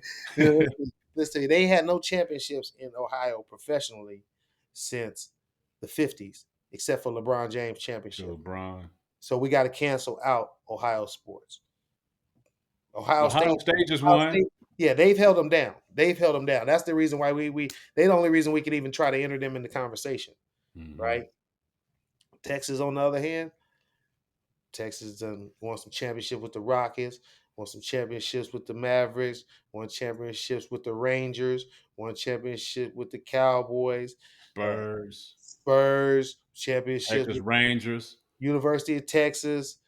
Um, so they deep. Houston Astros. They definitely got some claim. And the high school sports scene is ridiculous. It's like no other. It's the Mm-hmm. best, you know. But when you talk about the Bay, see Texas so big, so it's hard for them not to be the top because now we're talking about Dallas, Houston, and San Antonio all winning championships. In the Mm-hmm. Bay, yeah, the Warriors got 4 here recently. Mm-hmm. You know what I mean? Giants got like 3 World Series here recently. We know the Niners been in a couple Super Bowls recently. Got 5 that they won. The Raiders won a couple Super Bowls when they was in Oakland. The Mm-hmm. A's won the World Series in Oakland. San Jose Sharks done did something. San Jose SaberCats done did something. They ain't done a lot really with college sports. So you might have to, You got the Kings. yeah, the Kings. Now, if you was going the whole state of California, then it'd be California. But if Yeah, you go in the Bay Area against the state of Texas taking that one. state of Texas. Yeah, I knew it was going to be interesting and challenging when you get a little bit to the sports, just because the Bay got a lot, but so does Texas. Texas got a ton. Texas, look, man, I'm telling you, man. Texas sports, they take this stuff so serious, unlike anything I've ever seen any other place. Mm-hmm. Regular high school games that don't even mean a lot might have 5,000 people at it. You understand? It's so serious. I live in a town that has 12 public high schools Damn, for 250,000 people. Uh, that's wild. so that's like twice as big as Vallejo, but it got Yeah, 12 but public 12 schools. That's 12 crazy. public schools, right? And all of them got between like 1,900 and 2,300 kids, right? That's crazy. Every school has 2 to 3 gyms in it.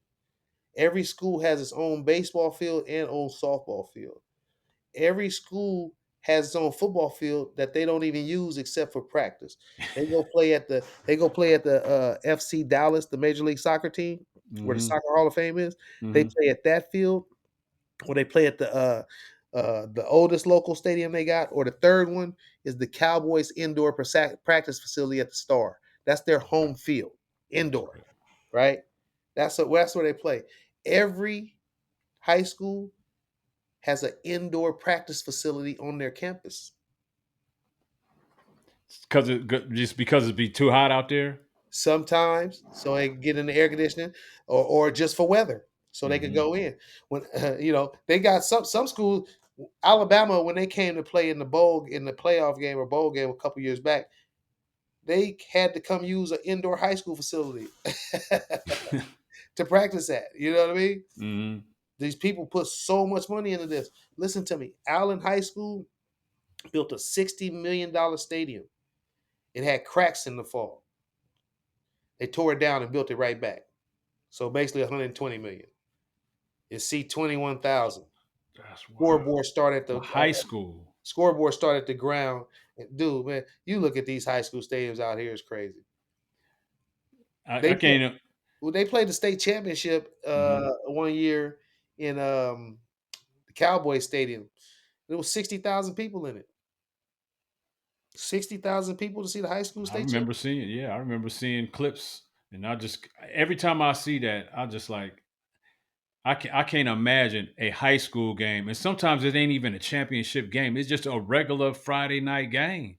Yeah, that's going. It could be a hype Friday night game. That's going to have 10, 12,000 maybe, Yeah, depending on who playing. But in the state championship, boy, depending on what classification, the highest classification, the big boy game, that could have 50,000 easy at it. yeah. They playing that. They playing that in an NFL arena somewhere. And it looked like an NFL game the way it's packed up in there. Yeah, For that's real. crazy.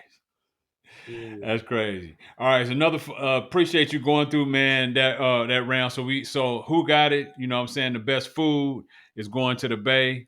The best weather, of course, going to the Bay. The most diverse is going to the Bay. The best music scene going to the Bay. But the best sports team got to go to the state of Texas. The sports scene, gotta go to Texas because it's too big not to.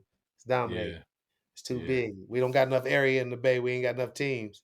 yeah. I Like you mean, said, if it was a whole state of California, it would be California, but the Bay. then you get to bring in the Rams winning Super Bowls. Then you get to Mhm. bring in the Lakers winning a ton of championships.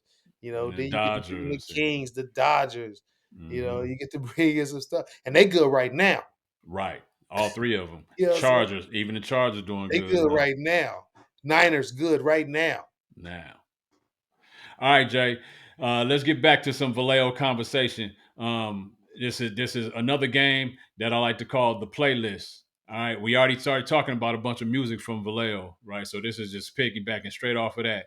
We're going back to the early 90s. You got a 5-disc CD changer in your ride. Oh man, You can only fill those slots with Vallejo based artists. Who you listening to? come on, man. Wrong for that, man. I got I I got know it's controversial. I got Mac Dre in there, of course. I got Dre, heavy rotation. Mhm. 40, 40. Heavyweights got to. This where it get a little tricky. This where it get a little tricky. All right. Because it's a bunch. But you said we in the 90s though, right? No, okay. I'm just using that to mean you got a 5-disc CD changer back in the 90s. Okay. That's just the equipment I got. But that's just the equipment you got. You could put any Vallejo artist from now or back then in that changer. Oh, okay, okay. I'm gonna put in there, still put in Dre 40. I'm Mhm. gonna put in her. I'm gonna put in La Russell. Shout out And Russell.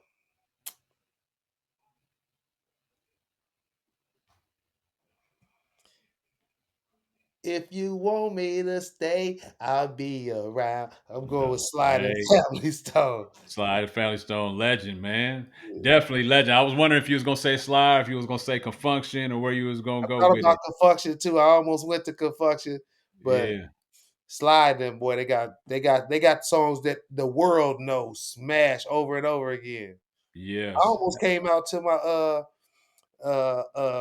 walkout song. I got sweated because I was thinking about coming out to Family Affair from Yeah. Slide and Family song. Yeah. But the young people and my wife knew was like, no, I Man, it's a true story. All right, don't understand. true story in my previous marriage, my first marriage. Right, I made the tape, the wedding recessional tape, the music that plays before the wedding starts. Mhm. I made like dub the tape the night before the wedding, right? And I was with my homeboy and we was drinking a little bit, just was me and him. That was my bachelor party. I was drinking with him, and then I was making this tape. I don't know what I did, what happened. But when we got to the wedding, it was some, gospel music playing because it was at a big church down here in Nashville. And then I was in the back with the pastor and my best man, and we could hear the music playing out in the sanctuary. And all of a sudden, that exact song those exact words you just quoted started playing. And I was like, my pastor looked at me, he's like, what's that? I was like, I don't know, what is that?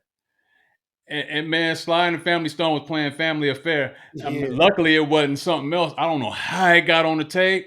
It was like right in the middle of the music that I was was that recording. So, Drake? but yeah, I was drinking. Something happened, man. But I'm so glad that it wasn't something else And it that wasn't, ended up yeah, recorded. could have Yeah. turned into Young Black Brother. Could never. For sure. Boom, boom, boom, boom, boom, boom, boom. No, no, no, no. Yeah, some Boom. I've asked that question to every guest that I interview from Vallejo, and every single one of them have mentioned her. That has been the one person that has been on everybody's list is her. She So legit, man. She makes some good music, man. yeah, I like it's her. She true. got she got a bunch of songs that I like. And Hmm. her music is relaxing. I Hmm. could listen to it as a grown man, you know what I mean? Hmm. Everything ain't slam a 40 on the ground and pee on it, you know what I'm saying? Hmm. You know? For sure, man. Yeah. After a while, you like, hey, all right, it's cool to turn up, then it's time to turn down. I like that Russell too. He holding down the V right now. For sure, Russell man. holding it down. For sure. I love LaRussell, man. My cousin put me onto him, and he was already like 20 albums deep when I caught up to him. He got like 35 albums or something now. You listen to what's his name? Miles Minnick? No, but Noveen told me about him. I never heard of Gospel him. gospel rap. Yeah, yeah. No, not Noveen didn't tell me about them. Monica Reagan told me about, yeah, Miles Minnick. He's from San Francisco, right? Man, I don't know where he gets specific He's at. from the Bay though. He be saying Vallejo a lot too, but he Oh, from the Bay though. okay. Yeah. So he might be from Vallejo then. I got to find out. Miles Minnick. Yeah, I'm gonna check him out too, man. All right, Jay. We already finished those. I got one last thing for you, and then I'm gonna open up the floor to you to talk about anything you want to talk about. Brag on your kids. You already gave a shout out to your wife. Talk about your family, whatever. But one last question before we go, and this is kind of some point of inspiration. Um, what words in brief would you have to say to a room of promising Vallejo High School student athletes about carrying the torch set by athletes such as yourselves and other Vallejo greats? The message I would have to the youngsters, I would just I'd relay the message about the work. Staying focused. Of course, first and foremost, young people have so many distractions nowadays with social media and different things like that. So many outlets and so many different things that youngsters can get into. So the message I'd have for them is to stay focused because you gotta focus on your goals. It's gonna be a lot of time to enjoy your life if you focus right now. Now Mm-hmm. you mess around this time, life can be hard for you. It can be hard going forward. So I would talk to youngsters mostly about focusing on the goals, putting a plan together and following it. Follow it. It's okay to write these things down, to write these goals down, to put them in front of you so you see them and you speak them, so you live them. But I would tell them to stay focused. And there, again, like I said earlier, it's no substitution for the work. No substitution for the work. You're gonna get out of it what you put into it. Mm-hmm. So you half-ass it, you're gonna get half of what you need out of it. You know, simple. Words from a goat, man. If you want to know who this man is, Jason Shelley, you can look him up. You can Google him. I ran off a list of accolades that was only in short order. There are many other bullet points that could be added to it. So you're listening to words from someone who's been there, who's done it at some of the highest levels and been premier at each position that he's been in and each stop that he's been in. Jason, man, I appreciate you sharing everything that you shared today. It was a whole lot of fun. You answered some tough questions, you answered some easy questions, you got into some family history, you got into your, variety, your deep sports background, all the way from UW to to Central State winning a championship. I just want to say this, man. I remember vividly too, just like I remember that dunk you did on Hogan, at that rivalry. I never forget that. Like, it's vivid in my mind. Like, you catching the ball, you going up. I remember how big my eyes got. Like, oh, he finna yam. I remember how the. You remember who it was on? I do not remember who it was on. I do. Should I say his name? Anderson. Who? Yeah, you know, you knew, Big boy. I think I did know. I didn't know for sure though. you knew, boy, you knew, yeah, For yeah, that's what it sure. was. Hey, That's that what it boy was. played basketball for Georgetown. Big dude, man. He was raw. Hey, you went hard on that. I never forget them touchdowns used to catch from Kirk and Ed DeMesa, man. I never forget. On in the Rose Bowl, I remember exactly where I was. I was at home on a Christmas break, and I was at my family's house in San Jose, and we was watching the Rose Bowl, man. And I remember being hella excited. I was like, "Oh, they putting Jay in." And I remember when Mark Brunell letting that ball go and see you streak down the field. I was juiced, man. I was happy as hell. I was excited. I was like, Jay, my boy going off. I went back to TSU. I was bragging. I was like, my boy, he number one in the country. Look, he right on the front of the magazine, number one. I was so happy, man, and so proud of you, man. But just vivid memories, man. Shout out to you, man. Accolades to you in your athletic journey, man. It was fun Right watching on. you, and then growing up next to you, in the V a little bit. But I'm gonna open up the floor to you, give you an opportunity now to talk about anything you want to talk about, brag on anything you want to brag about, bring up any conversation. If there's any platform that you want to promote, business that you want to promote, now the floor is yours. Let's run it. No, I really, it's not really much. I mean, we've been here having a great conversation, covered it all. I got the chance to brag about my kids and my family. That's the most joy I get. Grandkids now.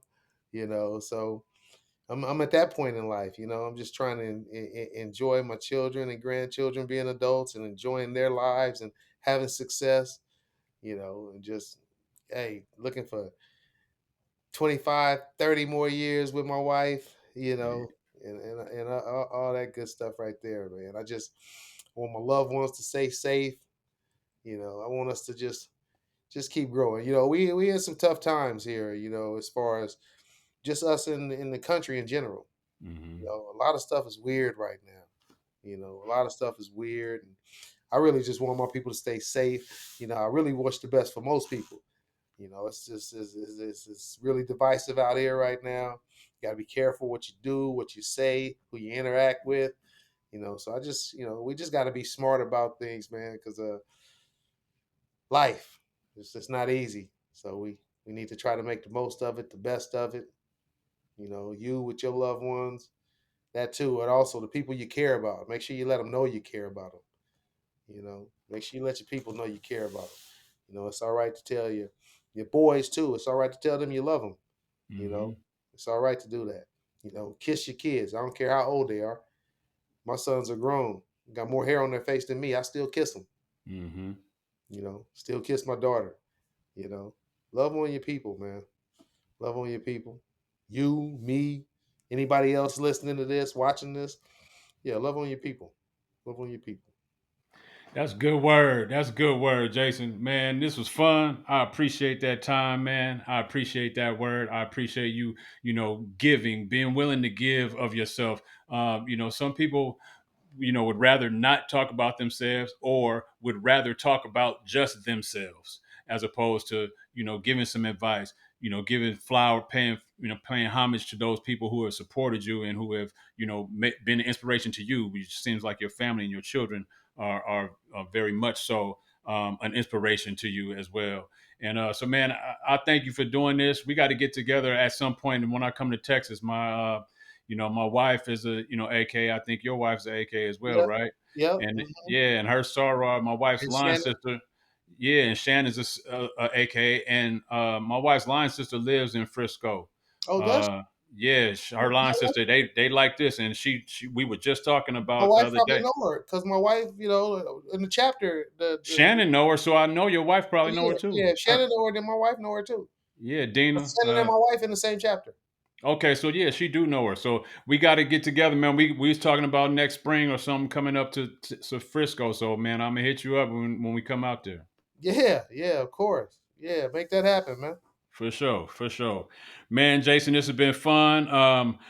As always, for those of you watching, I hope you enjoyed this episode. And if so, please subscribe to this channel. Please share it with someone you know who might get something from it. I want to remind you our episodes air on Thursdays, 8 p.m. Eastern Standard Time, 7 p.m. Central Standard Time, 5 p.m. Pacific Standard Time for all our people out there on the West Coast.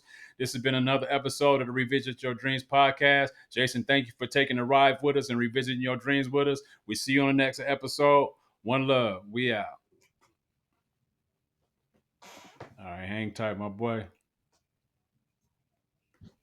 Revisiting my dreams with the king.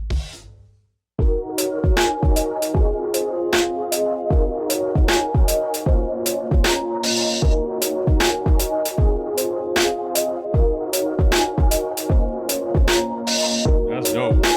So yeah, man. You had two boys that want to play football too, right? Yeah. Is he done? Yeah, he done. He teaching coach right now out here in Texas. Oh, okay. He teach high school math and coach out here. Was he born in Texas? Yeah. Nah, he was born in Ohio, but we got here when he was like 3. Okay. So he grew up here, everything here, all his school here. Yeah. He from here. Yeah. Man, how many years did you spend in Ohio? You counting? Well, I went to school out there. Yeah, after your school years, how many years did you live there? I went out there in '98 after leaving the Raiders. And I probably was out there till like 2003. It's about 5 years, probably. So enough to spend some time out there. You know the life out there in Ohio. Oh yeah. And my wife from there, so Okay. Always back and forth. Still, even now. I know the Central State was in Wilberforce. What city did y'all live in? Out there? Yeah, in Ohio. Xenia. It's a little town right next to it. Okay. Yeah, some people commuted from Dayton because Dayton was only like 30 minutes anyway. Mm-hmm. So Dayton was the next biggest, closest city? Yeah, Dayton. Is that city Xenia? Is that a small city like Vallejo? Oh, it's way smaller than Vallejo. Oh, really? And I got out of California to realize there's a lot of places that would consider Vallejo big, man. yeah, for real. When you start getting in the Midwest and the South, for sure. Man, them towns, yeah. Some little shotgun towns, like half an exit. Right. Like the town my wife from, it ain't a big town in Ohio. Mm-hmm. The population probably about 60,000. It's probably 55. It's probably half of Vallejo. But the funny part about it is a whole lot of it remind me of Vallejo. Really? Yeah, just at the same stuff, just like, I used to be coming up, everybody doing the same stuff, hustling out there, in Mansfield. It's famous for the prison. It's where Shawshank Redemption was filmed at. Oh, okay. In that town? Yeah, and Tango and Cash, filmed in that prison. The State Reformatory is there, and they had big steel mill there. Mm-hmm. So a lot of people worked in that, but when that stopped, a lot of stuff stopped. The hustle started, and people moving, and how I go. Yeah, and, for sure. And it's another thing. Remind me, it's a bunch of athletes there that don't reach their potential. They was raw, like they could have, but they just what I mean. It's a bunch of that there. A bunch of the cats that get older and don't leave, and they end up messing with the young girls that's in the town. End up messing them up before they get a chance to leave and grow. You know what I mean? This is a whole. You seen it before. It's small town, yeah, for sure.